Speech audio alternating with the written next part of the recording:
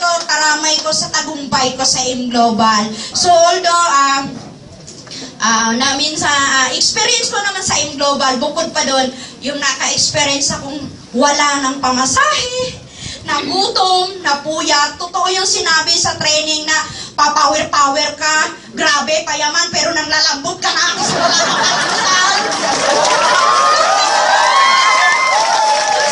Alam niyo lang, malaking pasalamat ko na lang pag nakasakay ako ng jeep mula sa amin na 23 lang yung pamasahe. Diba? Tapos, yung pangkape, pag may guest ka, Diyos ko, parang hati-hati na lang kayo kasi wala talaga eh. Diba?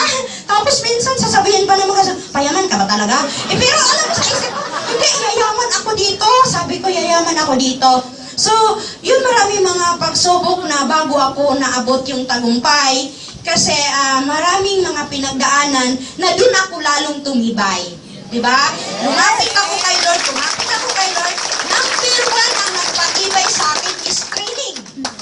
Training. Kasi bakit? Dumating yung time na ang mga downline ko is medyo bumagal. Bakit? Si upline is grade 6 lang.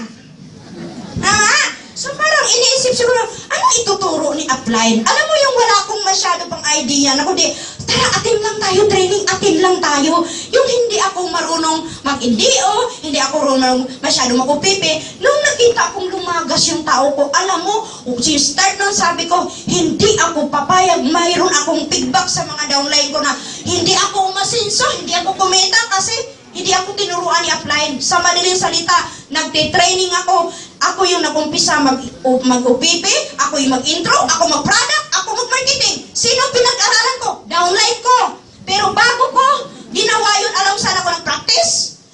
Yung anak kong dalawa, pinapaupo ko sa lamisa. Anak, ikaw, miss ka, miss. Ikaw ko.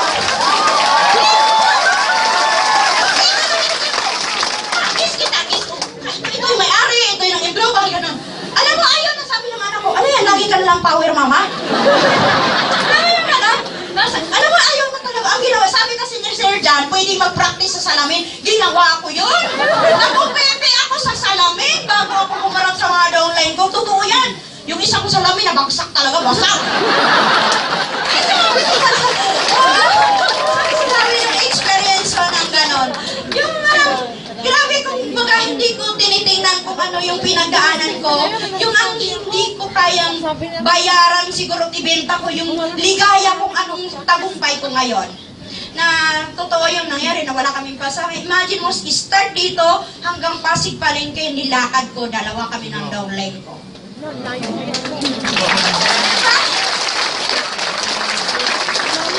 Yung experience mo na yun na wala kang takot kahit babae. Kasi gusto mong yumaman. Diba?